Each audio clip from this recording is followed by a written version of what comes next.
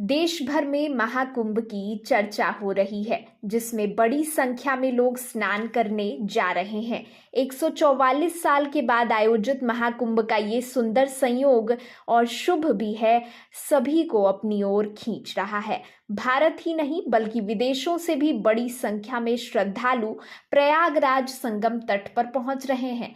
लेकिन सवाल ये कि क्या नदी में स्नान करने से मनुष्य के पाप धुल जाते हैं? क्या सिर्फ नदी में डुबकी लगा लेना ही इस महाकुंभ के आयोजन का उद्देश्य है? आखिर क्या है इस महाकुंभ के आयोजन का आध्यात्मिक रहस्य? हम आपको बताएंगे अपने खास सेगमेंट आत्म ज्योति में। मनुष्य और कर्म का ठीक वैसा ही संबंध है जैसे आत्मा और शरीर का।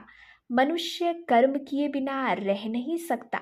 कर्म का मोटे अर्थ में हम मतलब यही समझते हैं, जो काम हम हाथों से करते हैं, पर गहरे रूप में कर्म सिर्फ ये नहीं, अपितु मनुष्य का सोचना, बोलना, श्वास लेना, मुस्कुराना, रोना, दुखी होना, खुश होना, ये सब कर्मों की ही श्रेणी में आते हैं।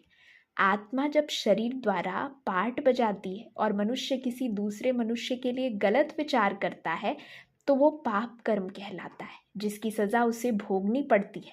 जब मनुष्य को ये ज्ञान होता है कि वो शरीर को चलाने वाली एक शक्ति आत्मा है, तो फिर आत्मा परमात्मा से योग लगाती है, जिससे उसका शुद्धिकरण होता है। परमात्मा की किरणों और दिव्य ज्ञान से जब आत्मा स्नान करती है, तो आत्मा का वास्तविक शुद्धिकरण हो जाता है। ये महाकुंभ भी वास्तव में इसी का प्रतीक है। जब आत्मा परमात्म ज्ञान में डुबकी लगाती है और परमात्मा पिता से योग लगाती है, तो आत्मा पुनः सतो प्रधान बनती है। तो अगर आप भी महाकुंभ में स्नान करने जा रहे हैं, तो बेशक जाइए, पर अपनी आत्मा को भी परमात्म ज्ञान और ध्यान का स्नान कराएं, जिससे आपका शरीर और आत्मा दोनों पावन हो जाएं।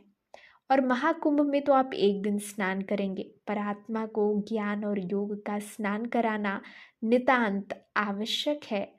आज के हमारे खास सेगमेंट आत्म ज्योति में इतना ही। मुझे दीजिए इजाजत। नमस्कार।